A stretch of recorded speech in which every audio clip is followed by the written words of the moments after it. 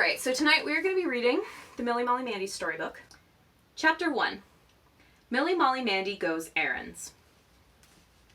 Once upon a time, there was a little girl.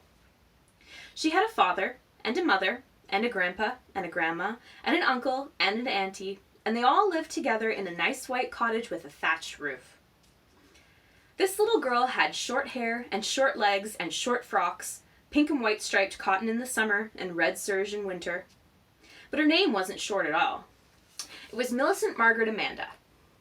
But father and mother and grandpa and grandma and uncle and auntie couldn't very well call out Millicent Margaret Amanda every time they wanted her. So they shortened it to Milly Molly Mandy, which is quite easy to say. Now everybody in the nice white cottage with the thatched roof had some particular job to do. Even Milly Molly Mandy. Father grew vegetables in the big garden by the cottage. Mother cooked the dinners and did the washing. Grandpa took the vegetables to market in his little pony cart. Grandma knitted socks and mittens and nice warm woolies for them all. Uncle kept cows to give them milk and chickens to give them eggs. Auntie sewed frocks and shirts for them and did the sweeping and dusting. And Milly Molly Mandy, what did she do? Well, Milly Molly Mandy's legs were short, as I told you, but they were very lively, just right for running errands. So Milly Molly Mandy was quite busy, fetching and carrying things and taking messages. One fine day, Milly Molly Mandy was in the garden playing with Toby the dog when Father poked his head out from the other side of a big row of beans and said, "Milly Molly Mandy, run down to Mr. Mogg's cottage and ask for the trowel he borrowed from me." So Milly Molly Mandy said, "Yes, Father," and ran in to get her hat. And at the kitchen door was Mother, with a basket of eggs in her hand. When she saw Milly Molly Mandy, she said, "Milly Molly Mandy, run down to Mrs. Mogg's and give her these eggs. She's got visitors." So Milly Molly Mandy said, "Yes, Mother," and took the basket. Trowel for Father, eggs for Mother, she thought to herself. Then Grandpa came up and said, "Milly Molly Mandy, please get me a ball of string from Mrs. Muggin's shop. Here's a penny." So Milly Molly Mandy said, "Yes, Grandpa," and took the penny, thinking to herself, trowel for Father, eggs for Mother, string for Grandpa. As she passed through the kitchen, Grandma, who was sitting in her armchair knitting, said, "Milly Molly Mandy, will you get me a skein of red wool? Here's 6pence." So Milly Molly Mandy said, "Yes, Grandma," and took the 6pence.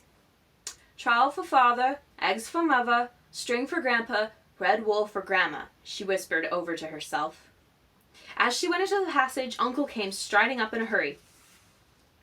"Oh, Milly Molly Mandy," said Uncle, "run like a good girl to Mr. Blunt's shop and tell him I'm waiting for the chicken feed he promised to send." So Milly Molly Mandy said, "Yes, Uncle," and thought to herself, trowel for Father, eggs for Mother, string for Grandpa, red wool for Grandma, chicken feed for Uncle. As she got her hat off the peg, Auntie called from the parlor where she was dusting. "Is that Milly Molly Mandy? Will you get me a packet of needles, dear? Here's a penny." So Milly Molly Mandy said to herself, "Yes, Auntie," and she took the penny, thinking, trowel for Father, eggs for Mother, string for Grandpa, red wool for Grandma, chicken feed for Uncle, needles for Auntie, and I do hope there won't be anything more. And here we have a lovely picture of Grandpa and Grandma and Father and Mother and Uncle and Auntie and little Milly Molly Mandy.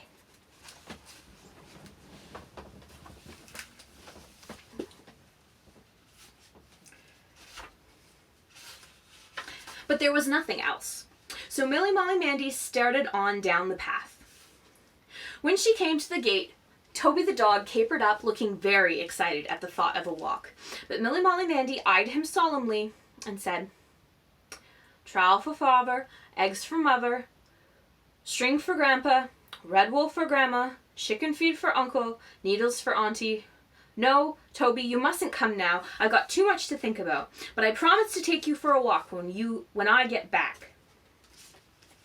So she left Toby on the other side of the gate and set off down the road with the basket and the pennies and the 6pence.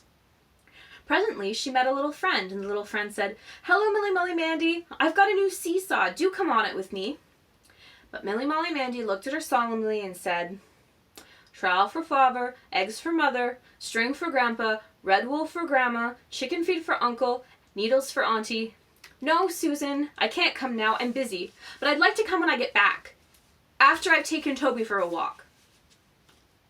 So Milly Molly Mandy went on her way with the basket and the pennies and the sixpence. Soon she came to the Moggs' cottage. Please, Mr. Moggs, can I have the trowel for father? And here are some eggs for mother. Mrs. Moggs was very much obliged indeed for the eggs, and fetched the trowel and a piece of seed cake for Milly Molly Mandy's own self. And Milly Molly Mandy went on her way with the empty basket. Next she came to Mrs. Muggins' little shop. Please, Mrs. Muggins, can I have a ball of string for Grandpa and a skein of red wool for Grandma? So Mrs. Muggins put the string and the wool into Milly Molly Mandy's baskets and took the penny and the sixpence in exchange. So that left Milly Molly Mandy with 1 penny, and Milly Molly Mandy couldn't remember what that penny was for. Sweeties, perhaps? Asked Mrs. Muggins, glancing at the row of glass bottles on the shelves. But Milly Molly Mandy shook her head. No, and it can't be chicken feed for Uncle, because that would have been more than a penny. Only I haven't got to pay for it. It must be sweeties, said Miss Muggins. No, said Milly Molly Mandy, but I'll remember soon. Good morning, Miss Muggins. So Milly Molly Mandy went on to Mr. Blunt's and gave him Uncle's message, and then she sat down on the doorstep and thought what the penny could be for. But she couldn't remember. But she did remember one thing. It's for Auntie, she thought, and I love Auntie.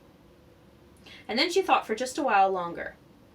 And then she sprang up and went back to Mrs. Muggins' shop. I've remembered, she said. It's needles for Auntie. So Mrs. Muggins put the packet of needles into the basket and took the penny, and Milly Molly Mandy set off for home. That's a good little messenger to remember all those things, said Mother when she got there. They were just going to begin dinner. I thought you were only going with my eggs. She went with my trowel, said Father. And my string, said Grandpa. And my wool, said Grandma. And my chicken feed, said Uncle. And my needles. And then they all laughed. And Grandpa, feeling in his pocket, said, well, here's another errand for you. Go and get yourself some sweeties. So after dinner, Toby had a nice walk, and his mistress got her sweets. And then Milly Molly Mandy and her little friend Susan had a lovely time on the seesaw, chatting and eating raspberry drops and feeling very happy and contented indeed. Chapter 2. Milly Molly Mandy Spends a Penny. Once upon a time, Milly Molly Mandy found a penny in the pocket of an old coat. Milly Molly Mandy felt very rich indeed. She thought of all the things she could buy with it, and there were so many that she did not know which to choose. That is the worst of a penny. So Milly Molly Mandy asked everybody with whom she lived in the nice white cottage with the thatched roof what they would do with it if they were her. Put it in the bank, said Grandpa promptly. He was making up accounts. Milly Molly Mandy thought that was a good idea. Buy a skein of rainbow wool and learn to knit, said Grandma, who was knitting by the kitchen door. Milly Molly Mandy thought that a very good idea. Buy some seeds and grow mustard and cress, said Father, who was gardening. Milly Molly Mandy thought that was quite a good idea. Buy a little patty pan and make a cake in it, said Mother, who was cooking. Milly Molly Mandy thought that was a very good idea. Save it up until you get 3 and I'll let you buy a baby duckling with them, said Uncle, who was scooping out corn for his chickens. Milly Molly Mandy thought that an excellent idea.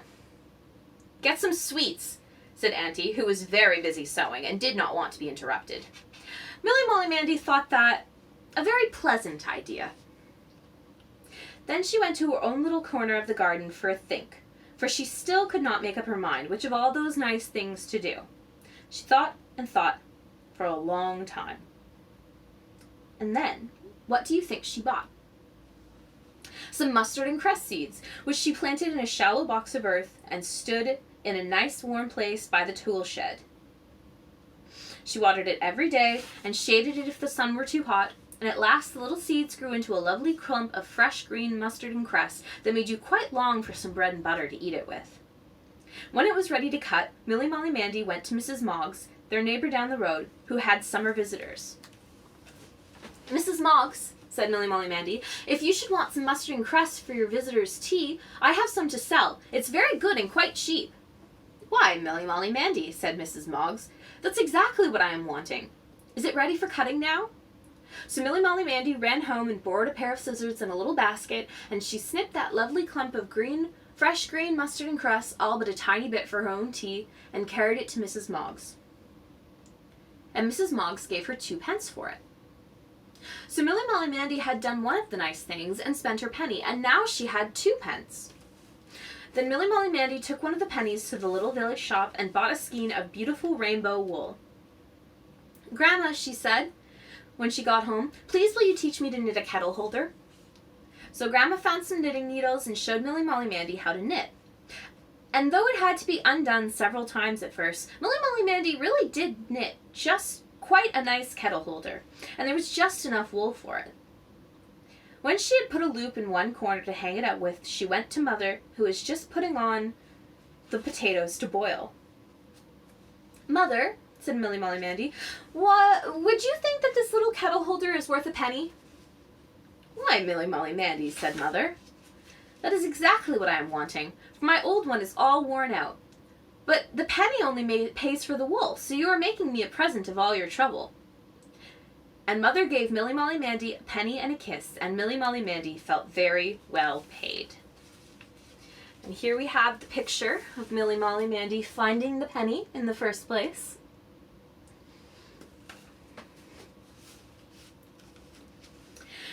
So Milly Molly Mandy had done another of the nice things, had spent her penny and learned to knit, and still she had her penny.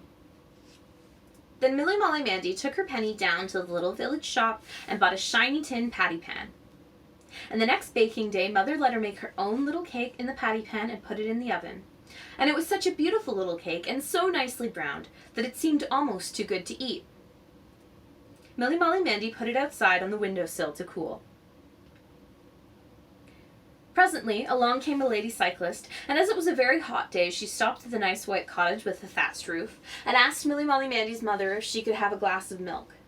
And while she was drinking it, she saw the little cake on the windowsill, and the little cake looked so good that the lady cyclist felt hungry, and asked if she could have that too. Milly Molly Mandy's mother looked at Milly Molly Mandy. Milly Molly Mandy gave a little gulp and said, "Yes." And the lady ate up the little patty cake, and she did enjoy it. When she had gone, Milly Molly Mandy's mother took up the pennies the lady cyclist had put on the table for the milk and the cake, and she gave one to Milly Molly Mandy because it was her cake. So Milly Molly Mandy had done yet another of the nice things and spent her penny. But she still had her penny. Then Milly Molly Mandy took her penny down to the village shop and bought some sweet, lovely big aniseed balls that changed color as you sucked them. She would not eat one until she got home, and then she gave one to Grandpa and one to Grandma, and one to Father and one to Mother and one to Uncle and one to Auntie, and then she found that there were 6 for herself, so she ate them, and they were very nice. So Milly Molly Mandy had done another of the nice things and spent her penny, but she still had 1 penny from the mustard and cress. Then she went to Grandpa and asked him to please put it in the bank for her. And then she went to Uncle. "Uncle," said Milly Molly Mandy, "I've done everything with my penny that everybody said but you. And though I can't buy the little baby duckling yet, I've got a penny saved towards it in the bank." And it was not very long before Milly Molly Mandy had saved up to 3 pence, and then Uncle let her have a little yellow baby duckling all for her own.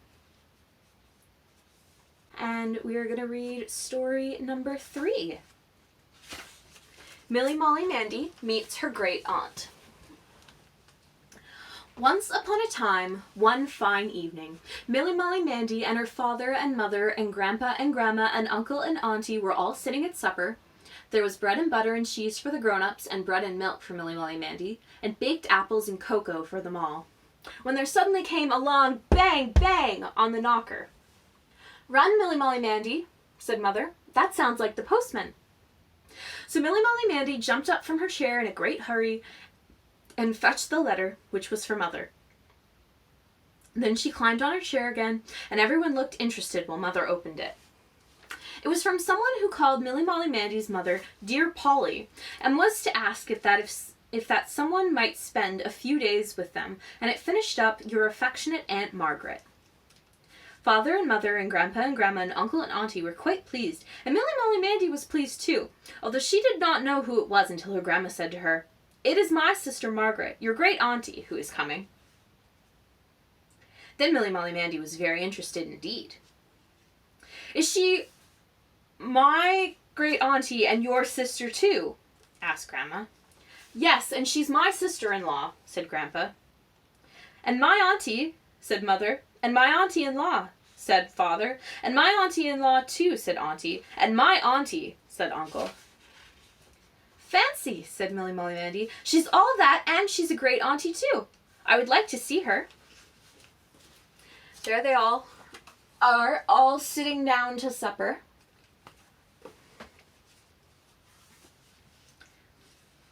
The next day, Milly Molly Mandy helped Mother make up the spare room bed. I could wish the spare room were a little bigger, said Mother, and Milly Molly Mandy looked around gravely and thought it was rather small for a great auntie. But she went and fetched some marigolds from her own little garden and put them in a vase on the chest of drawers, for she knew that there was room for lots of love, even if it was not much room for great aunties. Then Milly Molly Mandy helped Father bring the big armchair out of the best parlor into the room where they always sat. Milly Molly Mandy was glad it was such a big chair. It really looked quite large enough, even for a great auntie.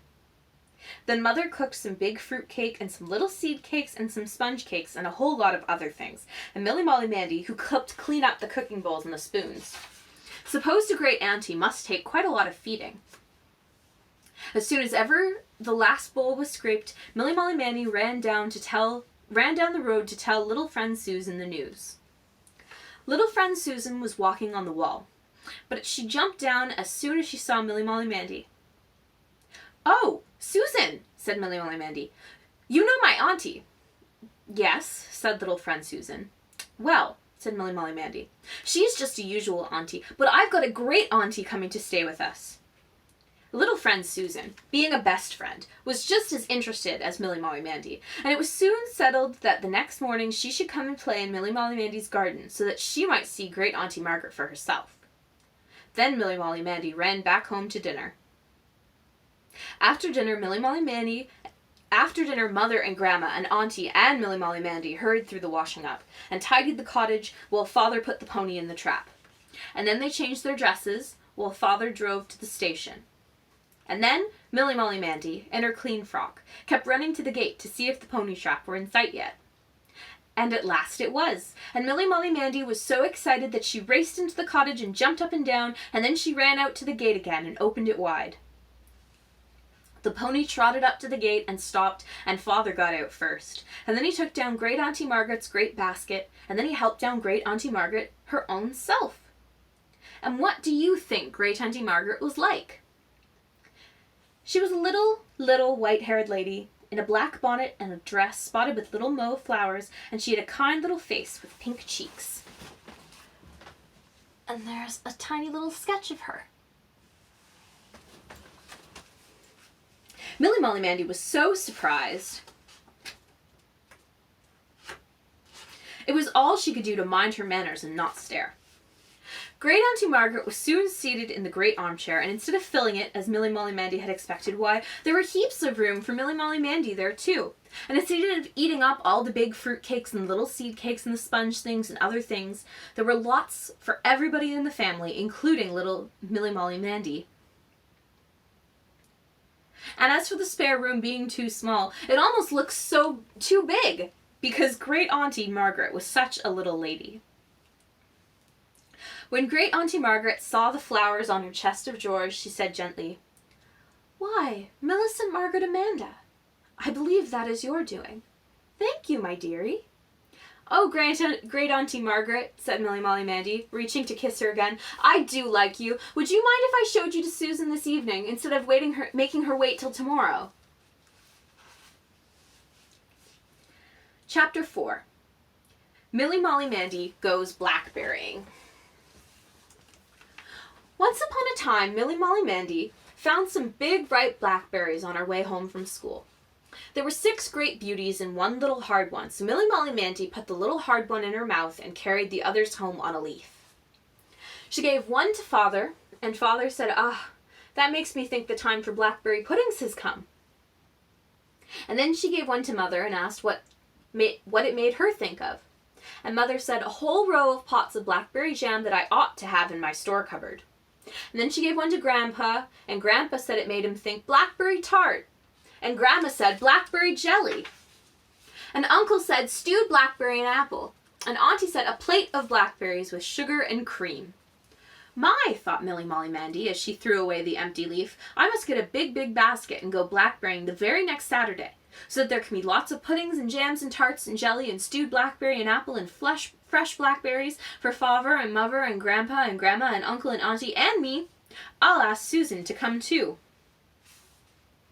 So the very next Sunday, Milly Molly Mandy and her little friend Susan set out with big baskets to hold the blackberries and hooked sticks to pull the brambles nearer, and stout boots to keep the prickles off, and old frocks lest the thorns should catch. And they walked till they came to a place where they knew there were always a lot of blackberries. At the proper time of year, of course. There they are, getting ready to go blackberrying with all their accoutrements. But when they came to the place, oh dear, they saw a notice board stuck up just inside a gap in the fence. And the notice board said, as plain as anything, "Trespassers will be prosecuted." Milly Molly Mandy and her little friend Susan knew that meant you mustn't come here because the owner doesn't want you and it's his land. Milly Molly Mandy and her little friend Susan looked at each other very solemnly indeed. And then Milly Molly Mandy said,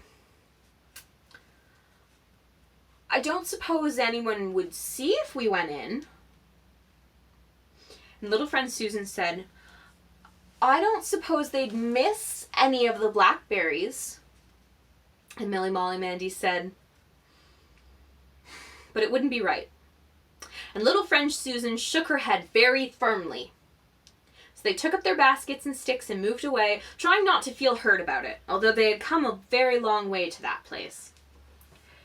They didn't quite know what to do with themselves after that, for there seemed to be no blackberries anywhere else. So they amused themselves by walking in a dry ditch close by the fence, shuffling along in the leaves with their stout little boots that were to have kept prickles off. And suddenly, what do you think they saw? A little ball of brown fur just ahead of them among the grasses in the ditch. "Is that a rabbit?" whispered little friend Susan. They crept closer. "It is a rabbit," whispered Milly Molly Mandy. "Why doesn't it run away?" said little friend Susan, and she stroked it. The little ball of fur wriggled. Then Milly Molly Mandy stroked it, and it wriggled again. Then Milly Molly Mandy exclaimed, "I believe it's got its head stuck in a hole in the bank." And they looked, and that was just what had happened. Some earth had fallen down as the bunny was burrowing, and it couldn't get its head out again. So Milly Molly Mandy and little friend Susan carefully dug with their fingers, and they loosened the earth round about, and as soon as the bunny's head was free, he shook his ears and stared at them. Milly Molly Mandy and little friend Susan sat very still, and only smiled and nodded gently to show him he needn't be afraid, because they loved him. And then little Bunny turned his head and ran skitter-scutter along the ditch and up the bank into the woods and was gone. "Oh," said Milly Molly Mandy, "we've always wanted a rabbit, and now we've got one, Susan." "Only we'd rather ours played in the fields with his brothers and sisters instead of stomping in a poky hutch," said little friend Susan. "And if we'd gone trespassing, we should have never come here and found him," said Milly Molly Mandy. "I'd much rather have a little rabbit than a whole lot of blackberries." And when they got back to the nice white cottage with the thatched roof where Milly Molly Mandy lived, Father and Mother and Grandpa and Grandma and Uncle and Auntie all said they would much rather have a little rabbit running around in the woods than all the finest blackberries in the world. However, the next Saturday, Milly Molly Mandy and her little friend Susan came upon a splendid place for blackberrying without any notice board, and Milly Molly Mandy gathered such a big basketful that there was enough to make blackberry puddings and jam and tarts and jelly and stewed blackberry and apple and fresh blackberries for father and mother and grandpa and grandma and uncle and auntie and Milly Molly Mandy too. And all the time a little rabbit skipped about in the woods and thought what a lovely world it is. And that's a true story. I'm Story Ranger. This is the Milly Molly Mandy Storybook. And this is Chapter 5, Milly Molly Mandy Goes to a Party. Once upon a time, something very nice happened in the village where Milly Molly Mandy and her father and mother and grandpa and grandma and uncle and auntie lived. Some ladies clubbed together to give a party to all of the children in the village, and of course Milly Molly Mandy was invited. Little friend Susan had an invitation too, and Billy Blunt, whose father kept the corn shop where Milly Molly Mandy's uncle got his chicken feed, and Jilly, the little niece of Miss Muggins, who kept the shop where Milly Molly Mandy's grandma bought her knitting wool, and a lot of others whom Milly Molly Mandy knew. It was all very exciting. Milly Molly Mandy had not been to a real party for a long time, so she was very pleased and interested when Mother said, "Well, Milly Molly Mandy, you must have a proper new dress for a party like this. You must think what we can do." So Milly Molly Mandy, his mother and grandma and auntie thought together for a bit, and then Mother went to the big wardrobe and rummaged in her bottom drawer until she found the most beautiful white silk scarf, which she had worn when she had married Father, and it was just wide enough to be made into a party frock for Milly Molly Mandy. Then Grandma brought out her best handkerchief box with the most beautiful lace handkerchief, which would just cut into a little collar for the neck of the party frock.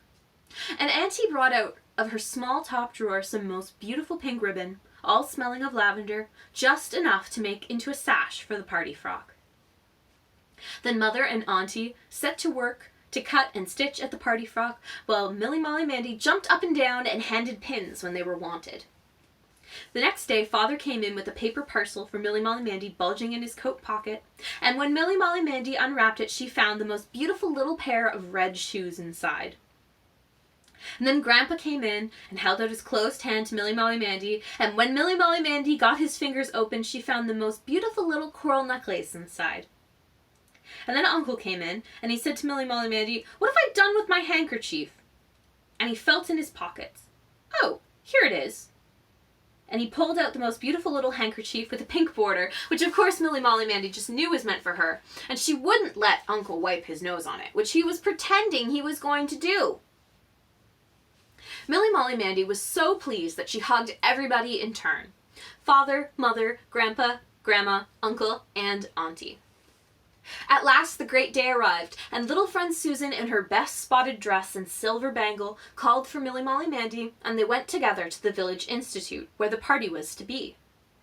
There was a lady outside who welcomed them in, and there were more ladies inside who helped them take their things off. And everywhere looked so pretty, with garlands of colored paper looped from the ceilings, and everybody in their best clothes. Most of the boys and the girls were looking at the row of toys on the mantelpiece, and the lady explained that they were all prizes, to be won by the children who got the most marks in the games they were going to have. There was a lovely fairy doll, and a big teddy bear, and a picture book, and all sorts of things.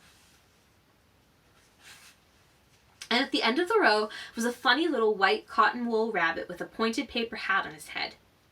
And directly Milly Molly Mandy saw him, she wanted him dreadfully badly, more than any of the other things. And here are all the ladies getting Milly Molly Mandy ready to go to the party.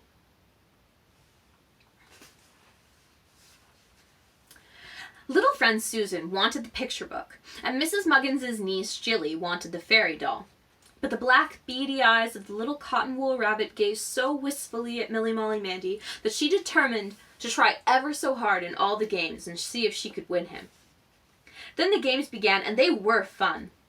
They had a spoon and potato race, and musical chairs, and putting the tail on the donkey blindfold, and all sorts of guessing games. And then they had supper, bread and butter with colored hundreds and thousands sprinkled on, and red jellies and yellow jellies, and cakes with icing and cakes with cherries, and lemonade in red glasses. It was quite a proper party. And at the end, the names of the prize winners were called out, and the children had to go up and receive their prizes. And what do you think Milly Molly Mandy got? Well, she had tried so hard to win the little cotton wool rabbit that she had won first prize instead and got the lovely fairy doll. And Miss Muggins's niece Jilly, who hadn't won any of the games, got the little cotton wool rabbit with the sad beady eyes. For do you know, the cotton wool rabbit was only the booby prize after all. There's the fairy doll and the little cotton wool rabbit. It was a lovely fairy doll, but Milly Molly Mandy was sure Mrs. Muggins's Jilly wasn't loving the booby rabbit as it ought to be loved, for its beady eyes did look so sad. And when she got near Mrs. Muggins's Jilly, she stroked the booby rabbit, and Mrs. Muggins's Jilly stroked the fairy doll's hair. And then Milly Molly Mandy said, "Do you love the fairy doll more than you love the little cotton wool rabbit?" And Mrs. Muggins's Jilly said, "I should think so." So Milly Molly Mandy ran up to the lady who had given the prizes and asked if she and Mrs. Muggins's Jilly might exchange prizes, and the lady said, "Yes, of course." So Milly Molly Mandy and the little cotton wool rabbit went home together to the nice white cottage in the thatched roof, and father and mother and grandpa and grandma and uncle and auntie all liked the little cotton wool rabbit very much indeed. And do you know, one of the days, one of his little bead eyes dropped off. And when Mother had stuck it on again with a bit of glue, his eyes didn't look a bit sad anymore, but almost as happy as Milly Molly Mandy's own. Chapter 6. Milly Molly Mandy Enjoys a Visit. Once upon a time, Milly Molly Mandy was invited to go for a little visit to an old friend of Mother's who lived in a nearby town. Uncle was to take her in the pony trap on Saturday morning on his way to market, and fetch her on Sunday evening so that she should be ready for school the next day. So Milly Molly Mandy would spend the whole night away from home, which was very exciting to think of. But just a day or two before she was to go, Mother received a letter from her friend to say she was so sorry, but she couldn't have Milly Molly Mandy after all, as a married son and his wife had come unexpectedly to pay her a visit. Milly Molly Mandy had to try very hard not to feel dreadfully disappointed, for she had never been away from home by herself before, and she had been looking forward to it so much. "Never mind, Milly Molly Mandy," said Mother, when Sunday morning arrived and Milly Molly Mandy came down to breakfast looking rather solemn. "There are very nice things happening all the time if you keep your eyes open to see them." Milly Molly Mandy said, "Yes, Mother," in a small voice as she took her seat, though it didn't seem just then as if anything could possibly happen as nice as going away to stay.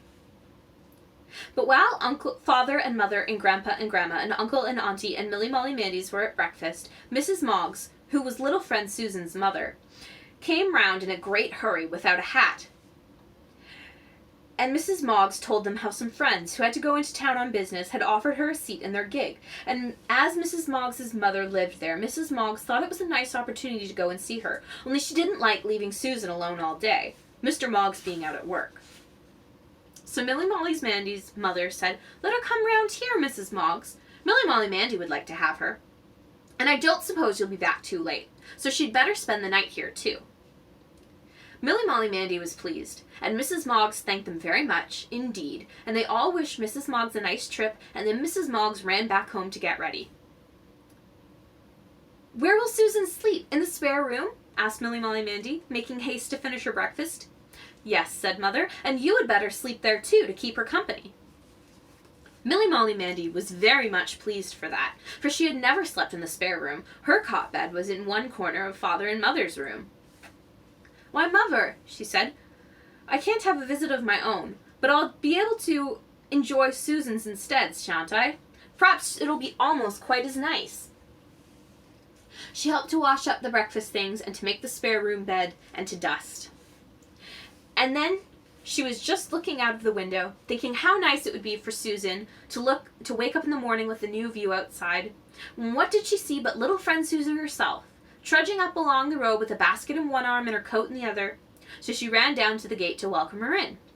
And though Milly Molly Mandy and little friend Susan met almost every day, and very often spent the whole day together, somehow it felt so different to think that little friend Susan was going to stay the night with Milly Molly Mandy, that they couldn't help giving each other an extra skip or two after they had kissed each other. Milly Molly Mandy took her to see Mother, and then they went up to the spare room to unpack little friend Susan's basket.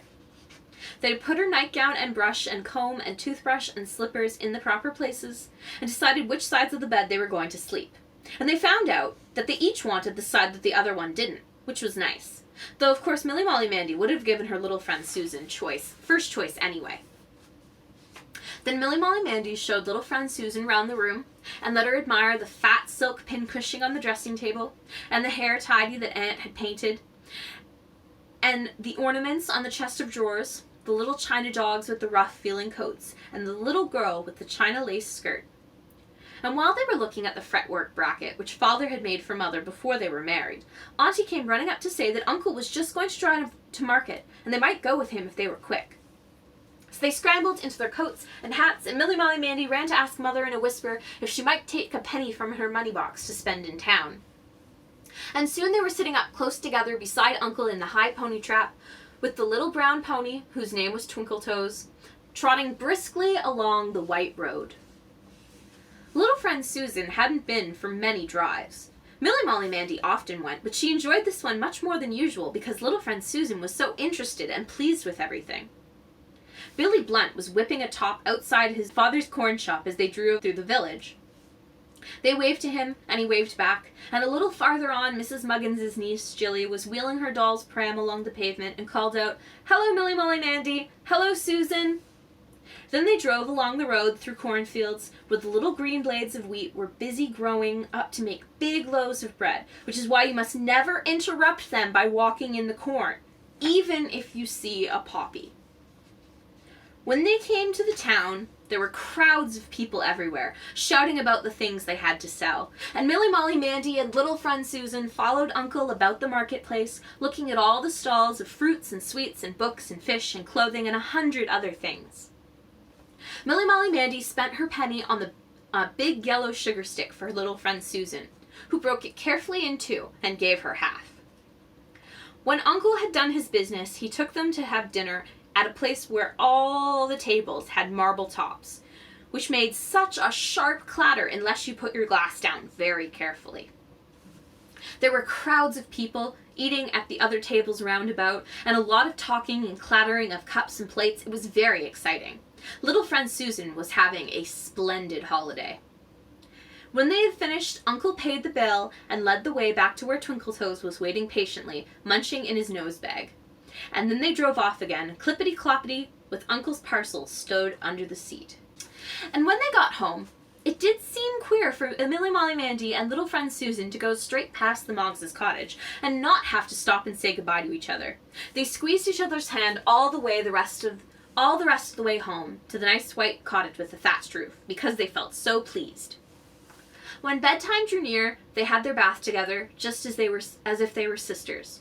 And then Milly Molly Mandy in her red dressing gown, and little friend Susan in Grandma's red shawl, sat in front of the fire on little stools, with Toby the dog on one side and Topsy the cat on the other, while Mother made them each a potato lid for their suppers. First, Mother took 2 well-baked potatoes out of the oven.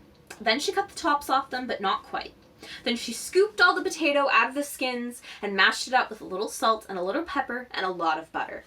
And then she pushed it back into the 2 potato skins and shut the tops like little lids. And then Milly Molly Mandy and little friend Susan were given a mug of milk and a plate of bread and butter and one of the nice warm lid potatoes. And they opened the potato lids and ate out of them with little spoons. They did enjoy their suppers. Now when the last little bit was gone, Mother said, "Now you two, I've set the candle in your room and I'll be up to fetch it in 10 minutes. So Milly Molly Mandy and little friend Susan kissed goodnight to Father and Mother and Grandpa and Grandma and Uncle and Auntie and stroked Toby the dog and Topsy the cat. And then they went upstairs to bed, hopping and skipping all the way, because they were so pleased they were going to sleep together in the spare room. Then next day, when Mrs. Moggs came round to tell how much she had enjoyed her trip, and to fetch Susan, Milly Molly Mandy said, "Thank you very much indeed, Mrs. Moggs, for Susan's visit. I have enjoyed it." Milly Molly Mandy Goes Gardening. Chapter 7 of the Milly Molly Mandy Storybook. Once upon a time, one Saturday morning, Milly Molly Mandy went down to the village. She had to go to Mr. Blunt's corn shop in order to order a list of things for Uncle, and would Mr. Blunt please send them on Monday without fail? Mr. Blunt said, "Surely, surely. Tell your uncle he shall have them first thing in the morning." And then Milly Molly Mandy, who loved the smell of the corn shop, peeped into the great bins and dug her hands down into the maize and the bran and the oats and let them sift through her fingers, and then she said goodbye and came out.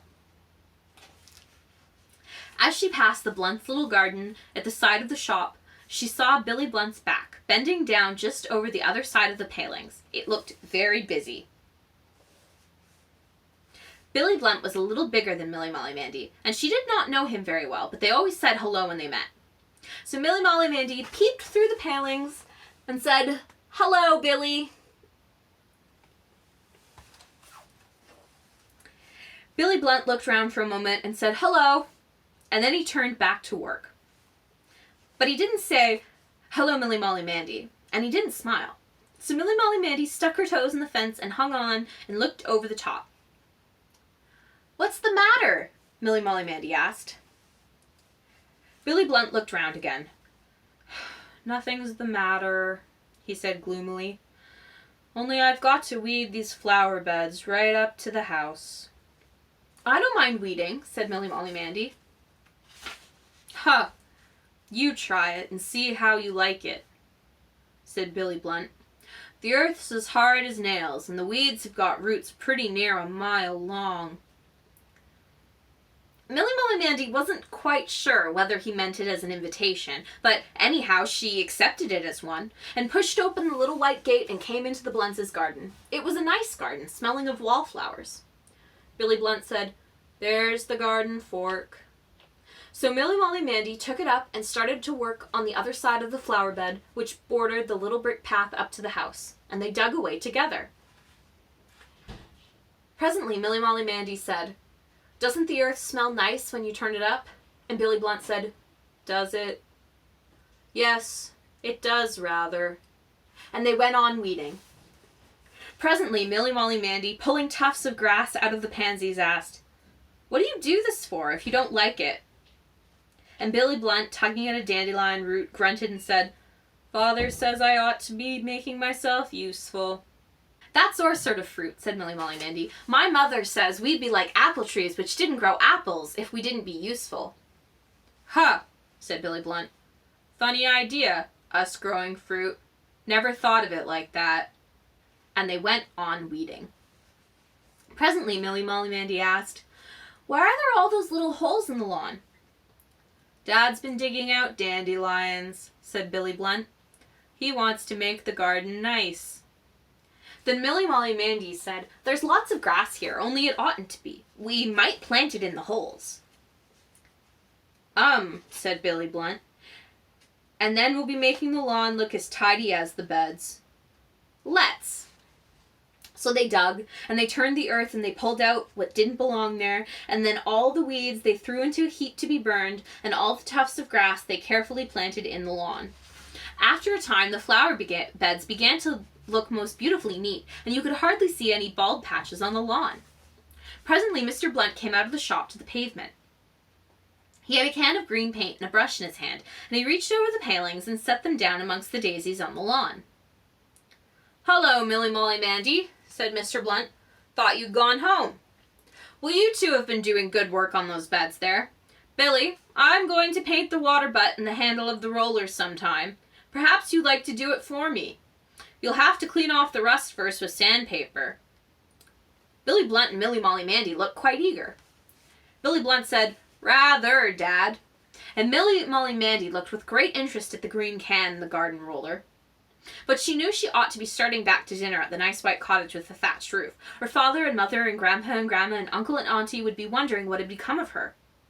So she handed her garden fork back to Billy and walked slowly to the gate. But Billy Blunt said, "Couldn't you come again after dinner? I'll save you some of the painting." So Milly Molly Mandy gave a little skip and said, "I'd like to if Mother doesn't want me." So after dinner, when she had helped with the washing up, Milly Molly Mandy ran hoppity-skippity all the way down to the village again. And there in the Blunt's garden was Billy Blunt, busy rubbing the iron bands on the water butt with a sheet of sandpaper. "Hello, Billy," said Milly Molly Mandy. "Hello, Milly Molly Mandy," said Billy Blunt. He looked very hot and dirty, but he smiled quite broadly.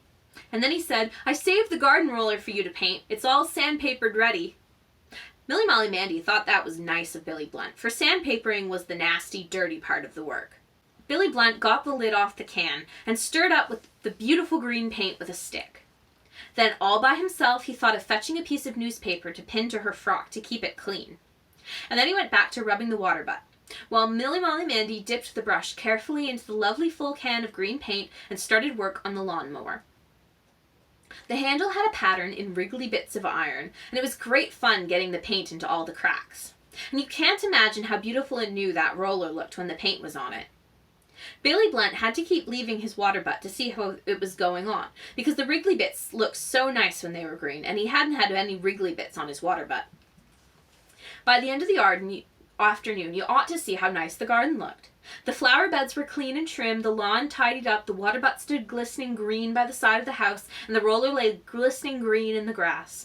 And Mr. Blunt came out and saw it all, and he was pleased. He called Mrs. Blunt, and Mrs. Blunt was pleased too. She gave them each a banana, and they ate them sitting on one of the corn bins in the shop. And afterwards, Billy Blunt buried Milly Molly Mandy in the corn right up to the neck. And when he helped her out again, she was all bits of corn all down her neck, in her socks, and on her hair. But Milly Molly Mandy didn't mind a scratch. She liked it. You have been listening to the Milly Molly Mandy Storybook. Thank you so much for joining me tonight. I hope you enjoyed this beautiful, cute book that I love so much. You can find more Story Ranger content on twitch.tv/storyranger or on youtube.com/storyranger. There will be more live streams as we go throughout this month. I hope everyone is taking care of themselves. If you have any suggestions for things you'd like to see on the stream, reach out to me through social media, on Twitter, or in the comments below. Thank you so much for watching, and have a great night. Fix your hair before stream, Townsend.